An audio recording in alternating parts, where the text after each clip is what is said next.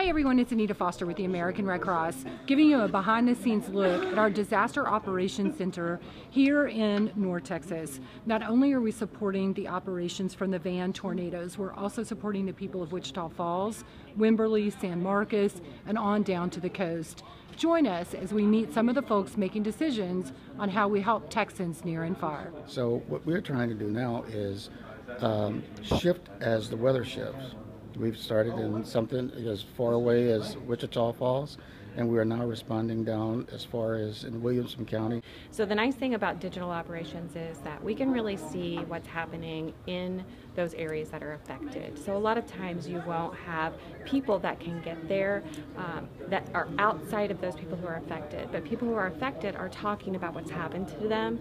So we're really monitoring to see what those families are talking about, what the people are talking about who maybe have missing family, really seeing how those conversations are starting to brew around what the after disaster looks like. So what does our response look like, but also what does a recovery look like? We rely a lot on a variety of partners, both from the nonprofit, for-profit, and government sectors.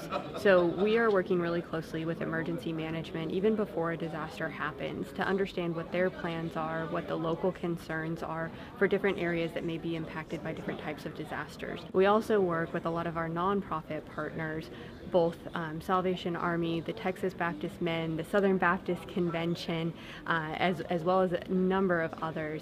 Well, to date, we've had almost 1,000 sign on the operation, and that's from here throughout the state. So that's everything from driving a truck, delivering a meal, to loading a truck in the warehouse. In that immediate phase, right after impact, we have teams in emergency response vehicles that drive through affected areas doing canteen, mobile feeding. We do snacks, water, and probably to date we've served about 21,000 through that. And then they also have teams that either in conjunction or following up with that go out with bulk supplies.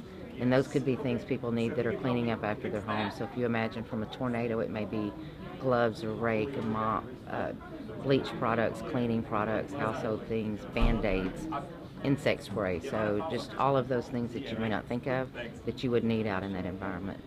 Thank you for joining us for this behind-the-scenes look at our statewide relief operations headquarters. As you can see, it takes a lot of Red Cross workers coming together to provide support to disasters near and far.